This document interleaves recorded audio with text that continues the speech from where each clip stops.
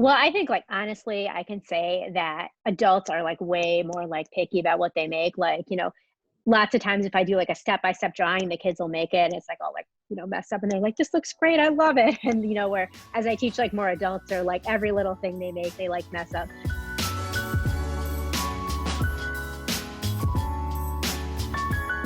Hey, I'm Becca with the Happy Ever Crafter, and this week I'm talking to Jessie of Mrs. Arnold's Art Room, and it couldn't be more perfect timing to have her on here because she's walking us through how to do a DIY coloring page using lettering and doodling, and honestly, it feels like the most perfect thing that you could ever do to create and then pass off to your kids to just color it. I know that a lot of people are looking for things to do with their kids these days. I don't have to talk about why. And this is just so perfect. So let's jump right in. Jessie, welcome to the show. Thanks for having me. I'm so excited to finally have you on here. I feel like I've been following your art for a while and like it's just very recognizable whenever it's yours. So I'm like I'm just so excited to have you on here. Thanks. I'm excited to be here. So before we get started, I like to get like an intro of who you are, what you do, all those kinds of things for people who might not already be following you. So can you give us that little rundown? Sure. I teach elementary school, well, 1st through 8th grade art, right outside Chicago. And then I just do lettering and doodling in my free time. And that's what I post on Instagram. So, but like, I mean, for somebody who's doing it just in your free time as a fun thing, you've gotten a lot of followers around it. Do you think it's just because people like watching you doodle, or they like getting your coloring pages, or what is it? I think that I tend to do like more like bubble letters and more letters like that, as opposed to I feel like you see a lot of calligraphy on Instagram. So I think that, and I think it's also kind of incorporating the doodles with the lettering, which you don't necessarily always see too. Yeah. Well, I think that for you, it's so interesting because a lot of people like they'll start their Instagram on purpose trying to like learn calligraphy or learn lettering or whatever. But you already had this style and everything before you ever started your Instagram, right? I assume. Right. So I've been an elementary teacher for like 22 years. And so like, I would just always, the kids would be like, oh, can you draw me this, draw me that? So then I would just like draw them a coloring sheet or whatever. And then one day I was just randomly looking on the internet and I found like a challenge. It was like the D&D challenge. And it was like, oh, letter this, draw this. And I'm like, oh, wait, I can do that. And I'm like, it's a good way to like get me, creative every day. And so I started with that. And then of course, like, you make like a lot of connections online. And so then I got to know people and, I loved like doing those challenges where you do something every day. And then people were like, well, why don't you like make coloring pages? You make them all the time. You might as well like post them. So that's kind of how that morphed into that. That's awesome. I feel like so many people probably just love doing that kind of thing. I know coloring pages, and a lot of my audience is lettering and calligraphy, but even coloring pages themselves are like this big craze that people love just doing for self-care and anxiety and all that kind of stuff. I feel like it's definitely like relaxing. Yeah. And like when you don't have the pressure of having to draw anything, all you have to do is color it in. Yeah. Even though I feel like a lot of people message me and they're like, I just don't know what colors to do. Like, could you do a paint by number? And I'm like, no, you're on your own at this point. Totally. But I know that, and we're talking about like just having people color it in, but I know that a lot of my audience also wants to be able to draw it themselves and they already love lettering and stuff like that. So this is such a perfect like way to use those skills. And I'm super excited to get into your little lesson about it. But before we do, I have one other question that is like super timely because we're both stuck in our homes right now, as I'm sure a lot of the world is. And I know that I've been getting tons of messages. I'm wondering if you have too, from people who have kids at home with them and just like don't really know what to do. And I think this is such an interesting, like we totally had this scheduled already before all this happened. That's not why I got you on here, but it's such perfect timing because you're an elementary school teacher and you've been doing this for, like you said, 22 years. So what kind of advice would you have for parents? And this is like sort of unrelated to what we're doing, but what kind of advice would you have for parents that are watching this, who have their kids at home with them and want to do like fun art things like this, like as an art teacher? Well, I think like, honestly, I can say that adults are like way more like picky about what they make. Like, lots of times if I do like a step-by-step drawing, the kids will make it and it's like all like, you know, messed up and they're like, this looks great, I love it. And you know, where as I teach like more adults or like every little thing they make, they like mess up. So I would say, you know, just let your kids like go for it. Like I would say most kids just love to draw and color. And I also think it's helpful to encourage them to do more of what they want, as opposed to like, this is the exact steps you need to follow. It's more like, here's the guideline and just, you know, go for it. Awesome. I love that. Okay. And I know that this is going to be like the perfect lesson for all of that. I'm so like, I just can't believe the timing of how perfect this is for people. So I think I should just get my face off here and let you do your lesson. And like you said, the parents can follow it step by step. The kids can do whatever the heck they want and like follow or not follow whatever you're teaching. And Okay. then we can chat a little more after. So I'm going to start my doodle page, and I have all the supplies I need, which is a piece of copy paper, a pencil and eraser, because I'm going to start with pencil. And then I have these two black markers, the Zig Writer and the Papermate Flare. And the reason why I have these is because they all have different tips. So this one has a bullet tip, a super fine point, and this one has a medium point. This Pilot Dual black and gray marker, which I'm gonna use the gray for my shadows. I have a white gel pen to use for highlights, and I have an eraser so I can erase all my pencil lines when I'm done. I always start in pencil, so I'm gonna sketch everything out so I know exactly where everything's gonna go. And so I'm gonna start with my words, and I want the words craft happy. So I'm gonna start with the word craft, and I'm gonna sketch it out with my pencil. And I'm just going to do regular letters, and then I'll change them to bubble letters. I know I want the A to be right in the center since that's the middle of the word. And so now I have the word craft, and I'm going to make those into bubble letters. And when I do this process, I just make everything out of different simple shapes. So this you can see, I'm using a rectangle for the R, and then a half circle. And here's my A that I want in the center. So I'm going to sketch that in. Again, with my F, I'm just using simple shapes, so those rectangles combined.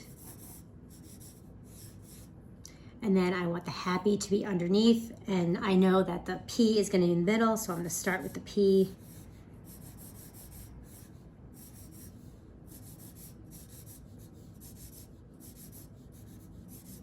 So now that I have my words all mapped out, I'm gonna go ahead and add all my pictures, all my doodles, and I'm gonna start with a paintbrush, and I'm gonna put that right down there.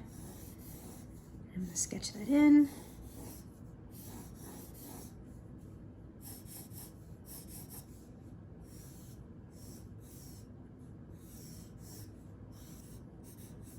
And once I have my objects drawn, I have a lot of this empty space that I want to fill in with something. So I do a lot of flowers and leaves. So wherever I have like a big empty spot, like you can see there, there, there, there, I'm going to fill that in with something.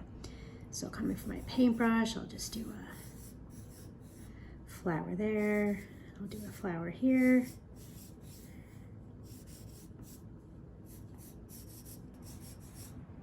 And then if I have any little areas, I'm going to fill it in with a heart. And I can change that as I go.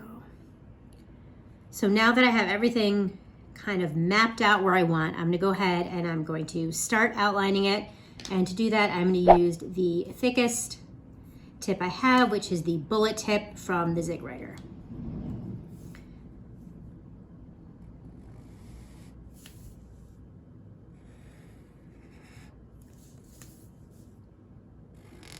I tend to flip my paper around as I go, so sorry in advance for that.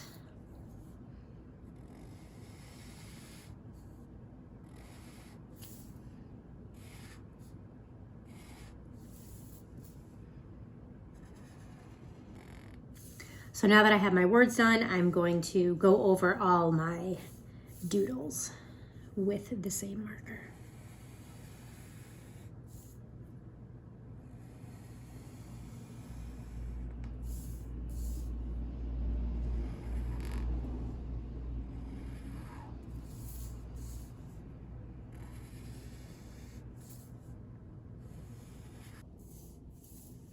So now that I have all my larger doodles and drawings done, I'm going to go in with the Papermate Flare and add some details in there.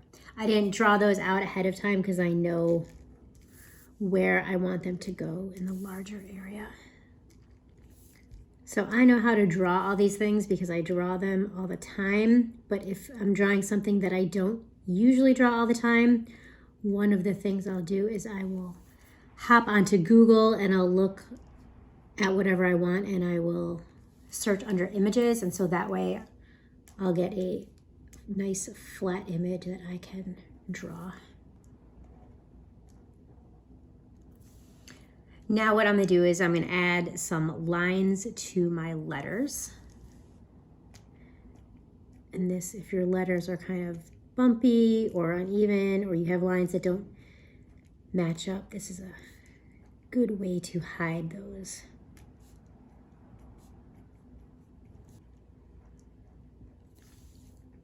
So at this point, I'm pretty much done except for all my little detail work and touch-ups. And so what I'm going to do is I'm going to erase all those extra pencil lines.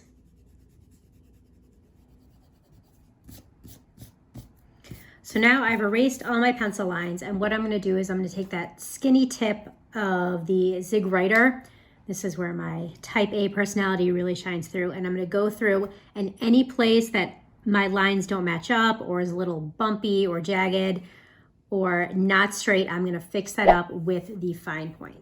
So you can see I was just looking at this T right there, how the edges don't meet up. So I'm going to go through with this super skinny point and fix that up so my lines look nice and polished and straight.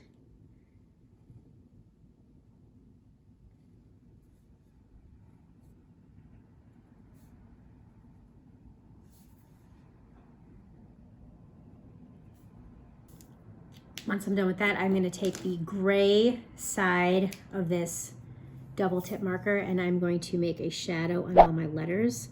And I always make the shadow on the right hand side and the bottom.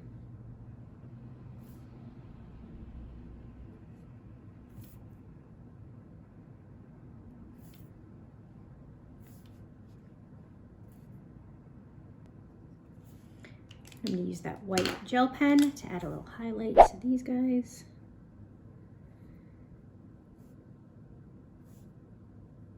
And lastly is I'm going to just fill in some of those empty spaces. And how I'm going to do that is I'm going to use the fine tip of the Zig Writer to add a little star. And then lastly, I am going to make a smile face in all my art supplies. Okay, that is like so awesome. I feel like not just fun for all of us to create, but it could also almost be just like the parents just created it and used all their skills with lettering and drawing and stuff like that, and then they can just even pass it off to their kids. If their kids aren't like super into drawing, maybe they just want to color it. Like, it's so perfect. All right, good. I'm glad. And I mean, I do like those doodles, like the same ones. And like my kids were always like, make me one. Can I color one? So I think it's something that most people, like to color, like to doodle. It's pretty simple. Your kids are like the beta testers for everything you do, I guess. That's awesome. They definitely are. Yeah. So, okay. The one question I did have though, as you were working through all of that, and I know you mentioned that sometimes if you can't think of a way to draw something, you'll Google it. But are there any other resources you can think of that will teach people just how to doodle, like really simply? I know that it's not actually that simple, but like simple doodles, simple line drawings and stuff like that you can point people to, because I know that the biggest holdback for most people for creating this kind of coloring pages that incorporate doodles is that they think they can't draw. It's kind of like lettering, where it's like if you break it down into like different lines and shapes. And I always say, like, take something and break it into like the simplest shape. So like, for instance, when I was drawing the pencil, it's like a rectangle at one end, a triangle on the other. And like I said, I use like Google Images all the time, but when I search for them, I search for the clip art, because that way, instead of a picture, you'll get a flat image. And so the flat image is much easier to like draw and break down into shapes than like a picture or like a 3D image. So I think that helps. Or like sometimes I'll search like, I always search like cute robot doodles or something like that. And usually if you search someone else's doodles, it kind of like breaks things down where you can see like, oh, this is just a square. Oh, this is just a half circle. Totally. So yeah. I think that's one thing that helps. I feel like, honestly, I mean, that's a great tip. And I think that honestly, if people tried to Google doodles, they'd probably find some of yours. Maybe. Yeah, that's pretty much what I do. And then like, it's like lettering, it's like practice, you know, like those paintbrushes and that pencil and those flowers, I draw them all the time.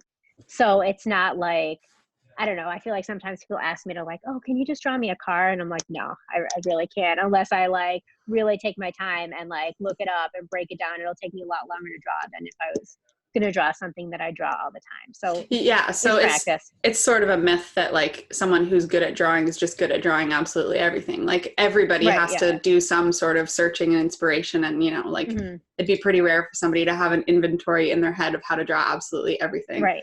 But I liked your point about how everything breaks down into little pieces. And actually, I did an interview a while back, and I'll link to it here, about sketchnoting. And the artist that was interviewed was talking, and she really broke it down on how everything can be broken down into the shapes. And that's one of my most popular interviews. So I'll definitely link to that for people who are wondering. And I feel like that's like, especially with kids, that's like the new thing is like sketch doodling and like STEM work and or STEAM work and things like that, where they like take whatever they're doing and they break it down and they add pictures to it. So yeah, I think that's a good one. Yeah, I love that. Okay, well, Jessie, thank you so much for coming on here and giving everybody this lesson. I know that people will love it, especially given what's going on right now and everybody at home. And I just want to point out, because we didn't say this at the beginning too, that you offered to send me the final version of it, so that if people want just the printable version, they can color instead of having to, you know, do all the and then doodling also themselves. Like it's nice to like see it where, you know, like when I did it, I was like moving and I know I split my paper, so sorry about that. But it's nice to have like it printed out, like a guide for you to draw from, as opposed to just, you know, like watching it and then working from that. So sometimes it's easier to just have the image there. So for sure. I will send that to you. Awesome. Okay, so last question, where can people find you? I am on Instagram. It's at Mrs.Arnold's Art Room. Perfect. I'll pop that up on the screen. The only place I'm at work. I'm at home. Now I'm at home. Yeah, seriously. Who knows how long? Who knows? Who knows? Okay, well, thank you again so much, Jessie. It was really nice to meet you. And maybe we'll have to do like a 2.0 later on someday. All right. Well, thanks for having me. Okay, I'll talk to you later. All right. Bye.